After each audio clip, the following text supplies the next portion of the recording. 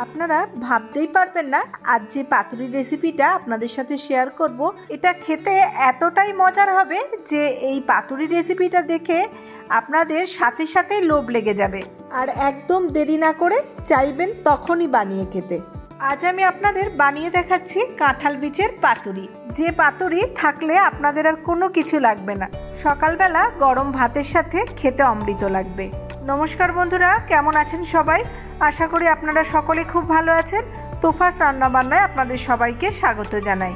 আর আমার পুরনো সকল বন্ধুদের জানাই অসংখ্য ধন্যবাদ আমার পাশে থাকার জন্য। আর যে সকল বন্ধুরা এখনো আমার চ্যানেলটাকে সাবস্ক্রাইব করেননি, চ্যানেলটাকে সাবস্ক্রাইব করে দিয়ে আমার পাশে সবসময় থাকার জন্য অনুরোধ রইল। আজ যে কাঁঠাল বীজের পাতুরি রেসিপি আপনাদের সঙ্গে শেয়ার করব, এটা সম্পূর্ণ নিরামিষ একটা রেসিপি। ঘরে থাকা খুব সামান্য উপকরণ দিয়ে এটা তৈরি করা যায় আর সময় লাগে খুব কম, অথচ খেতে কিন্তু দুর্দান্ত। বিশ্বাস না হলে একবার তৈরি করে খেয়ে দেখবেন। আর যারা কাঁঠাল খেতে একদম পছন্দ করে না তারাও কিন্তু এই কাঁঠাল বীজের প্রেমে পড়ে যাবে। আমার বাড়ির প্রত্যেকে কাঁঠাল খেতে ভীষণ পছন্দ করে, আর কাঁঠাল খাওয়ার পর কাঁঠালের বীজগুলো কিন্তু খুব সযত্নে আমরা রেখে দিই, কারণ এই কাঁঠাল বীজ দিয়ে নানা রকম সুস্বাদু রেসিপি তৈরি করা যায়। ভীষণ মজার মজার রেসিপি হয়, তার মধ্যে থেকে আজ আমি আপনাদের পাতুরির রেসিপিটা শেয়ার করছি। আবারও আপনাদের বলছি, একবার হলেও এই সহজ রেসিপিটা গরম ভাতে খেয়ে দেখবেন। দেখুন, আমি কাঁঠাল বীজগুলো নিয়ে নিয়েছি, আর কাঁঠাল বীজগুলো কিন্তু সবার প্রথমে একটু দেখে নিতে হবে যে বীজগুলো সব ঠিকঠাক আছে কিনা। যে বীজগুলো নষ্ট হয়ে গেছে সেগুলো কিন্তু একটু বেছে ফেলে দিতে হবে। যেমন ধরুন, এই বীজটার গায়ে ছত্রাক ধরে গেছে, এটা নেওয়া যাবে না। আবার দেখবেন কিছু বীজ আছে একদম সবুজ সবুজ, ওগুলো কিন্তু ভালো একটা সিদ্ধ হয় না, তাই ওগুলোকেও বেছে ফেলে দেব। মোট কথা, যে বীজগুলো নষ্ট হয়ে গেছে সেগুলো একটাও নেব না। এভাবে বীজগুলো বেছে নেওয়ার পর আমি বীজগুলোকে একটু দু টুকরো করে কেটে নেব।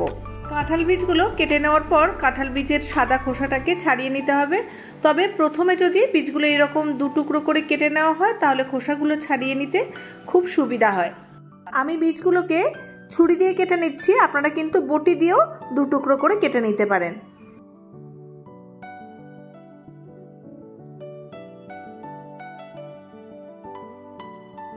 সব কাঁঠালের বীজগুলোকেই আমি দু টুকরো করে কেটে নিয়েছি। এবার খোসাগুলোকে ছাড়িয়ে নেব। এবার দেখুন, খোসাগুলো একটু চাপ দিলেই কি সহজভাবে ছাড়িয়ে আসছে। সব খোসাগুলোকে এভাবে আমি ছাড়িয়ে নেব। আর সব বীজগুলো ছাড়ানো হয়ে গেলে জল দিয়ে কাঁঠালের বীজগুলোকে খুব ভালো করে পরিষ্কার করে ধুয়ে নিতে হবে।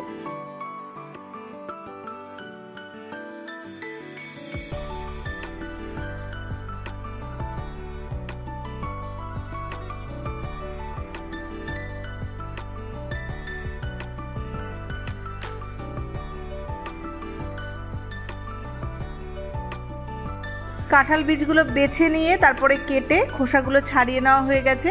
একদম পরিষ্কার করে কেটে বেছে পরিষ্কার করে নিয়েছি। এবার এই বীজগুলোকে ধুয়ে নেব। তবে আপনাদের একবার বলে দিই, আমি এখানে কাঁঠাল বীজ নিয়েছি 250 গ্রাম। পরিষ্কার জলে সুন্দর করে কাঁঠাল বীজগুলো ধুয়ে রাখলাম। এবার আমি গ্যাসের মধ্যে একটা প্রেসার কুকার বসিয়ে দিয়েছি। প্রেসার কুকারের মধ্যে কাঁঠালের বীজগুলোকে সব দিয়ে দিচ্ছি। খুব ভালো করে কাঁঠালের বীজগুলো সিদ্ধ করে নেব, সেজন্য দিয়ে দিলাম 1 গ্লাস মতো জল। আর প্রেসারের ঢাকনি বন্ধ করে দিয়ে 6-7টা সিটি দিয়ে নেব। 6-7টা সিটি দেওয়ার পর প্রেসারটা একটু ঠান্ডা হয়ে গেলে ঢাকনাটা খুলে নিলাম। আর কাঁঠাল বীজগুলো খুব ভালো সিদ্ধ হয়ে গেছে। এখন এবার জল থেকে ছেঁকে বীজগুলোকে তুলে নিতে হবে। আমি একটা ছাঁকনি দিয়ে এভাবে জল থেকে ছেঁকে তুলে নিচ্ছি। আপনারা একটা স্ট্রেনারের মধ্যে একবারে ঢেলে দিয়েও জলটাকে ঝরিয়ে নিতে পারেন। এবার সিদ্ধ করা কাঁঠাল বীজগুলোকে গরম অবস্থাতেই ভালো করে মেখে নিতে হবে, তাহলে ভালো মাখা যাবে। যদি ঠান্ডা হয়ে যায় অনেক সময় বীজগুলো ভালো মতো মাখা যায় না, শক্ত শক্ত হয়ে যায়। তবে গরম অবস্থায় বীজগুলোকে হাত দিয়ে মাখতে যাবেন না, এরকম একটা পটেটো ম্যাশার অথবা গ্লাসের পিছন দিয়ে চেপে চেপে ভালো করে মেখে নেবেন। মোটামুটি বেশ ভালো করে ম্যাশ করে নেওয়া হয়ে গেছে। আর এখন কাঁঠাল বীজগুলো একটু ঠান্ডা হয়ে গেছে।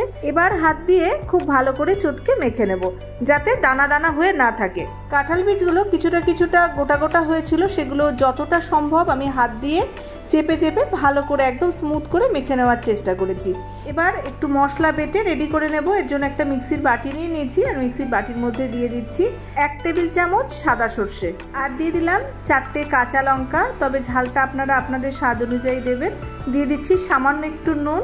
এবার মিক্সির ঢাকনাটা বন্ধ করে নিয়ে শুকনো একটু ঘুরিয়ে নেব, তারপর সামান্য একটু জল দিয়ে একদম স্মুথ করে বেটে নেব। এবার এই সর্ষে আর কাঁচা লঙ্কা বাটাটা সিদ্ধ করে রাখা কাঁঠাল বীজের মধ্যে দিয়ে দিলাম আর দিয়ে দেব পরিমাণ মতো নুন। এই ধরুন হাফ চা চামচ মতো নুন আমি এর মধ্যে দিয়ে দিলাম। এবার দিয়ে দিচ্ছি 1 টেবিল চামচ সর্ষের তেল। এর মধ্যে আর কিচ্ছু দেওয়ার দরকার নেই, এইটুকু মশলাই যথেষ্ট। এবার খুব ভালো করে সবকিছু একসাথে মেখে নেব। হাত দিয়ে খুব ভালোভাবে মাখতে হবে যাতে সর্ষে বাটাটা কাঁঠাল বীজের মধ্যে খুব ভালোভাবে মিশে যায়। আমি হাত দিয়ে খুব সুন্দর করে মেখে নিলাম। আমি আপনাদের আরও একটা কথা বলে রাখি, এভাবে কিন্তু আপনারা দুটো রেসিপি একসাথে তৈরি করতে পারবেন। আমি যেভাবে এটাকে মাখলাম আপনারা পাতুরি না করেও এভাবেও কিন্তু কাঁঠাল বীজ মাখাটা খেতে পারেন।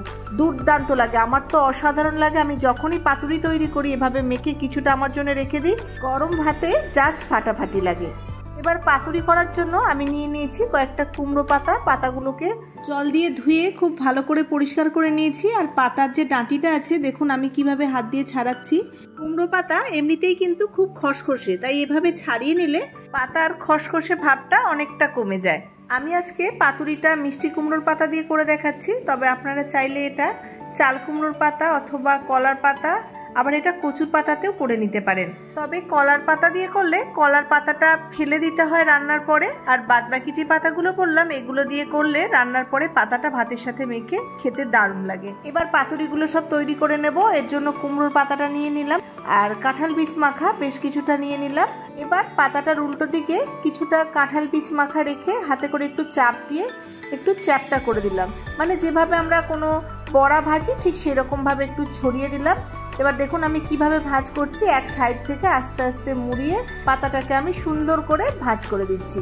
এভাবে যদি কুমড়োর পাতা দিয়ে পাতুরি করা হয় তাহলে পাতাটা যদি আমি ঠিক যেভাবে মুড়িয়ে নিলাম ঠিক এভাবে যদি মুড়িয়ে নেওয়া যায় তাহলে সুতো দিয়ে বাঁধার কিন্তু কোনো প্রয়োজন নেই, একটুও কিন্তু খুলে যাবে না। আর তৈরি করাটাও খুবই সহজ।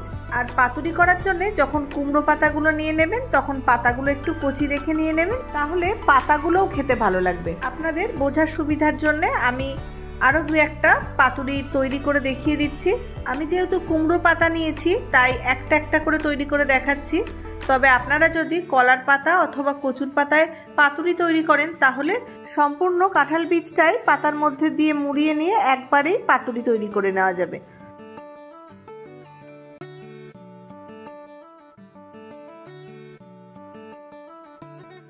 এই কুমড়ো পাতাটা খুবই ছোট, তাই ভিতরে আমি কাঁঠাল বীজের পরিমাণটাও অল্প দিয়ে দিয়েছি, তা না হলে আবার ঠিক মতো মোড়া যাবে না। দেখুন কথা বলতে বলতেই সব পাতুরিগুলো আমি সুন্দরভাবে তৈরি করে নিলাম। চলুন এবার এই পাতুরিগুলোকে ভেজে নিই। এবার পাতুরিগুলো ভাজার জন্য গ্যাসে একটা তাওয়া বসিয়ে দিয়ে তাওয়াটা গরম করে নিয়ে 1 টেবিল চামচ মতো সর্ষের তেল দিয়ে দিলাম। আমি তাওয়াই করছি আমার সুবিধার জন্য, আপনারা এটা কড়াইও তৈরি করে নিতে পারেন। তেলটা ভালো মতো গরম করে নিলাম আর খুন্তি দিয়ে তাওয়ায় ভালো করে ছড়িয়ে দিলাম। এবার একে একে পাতুরিগুলোকে আমি তাওয়ার মধ্যে বসিয়ে দিচ্ছি। এবার সব পাতুরিগুলোকে একটা ঢাকা দিয়ে দিলাম। এখন গ্যাসের ফ্লেমটা লো টু মিডিয়ামে রেখে 5-7 মিনিট মতো রান্না হতে দেব। 5-7 মিনিট পর ঢাকাটা খুলে নিলাম। 1 পিঠ ভাজা হয়ে গেছে পাতুরি।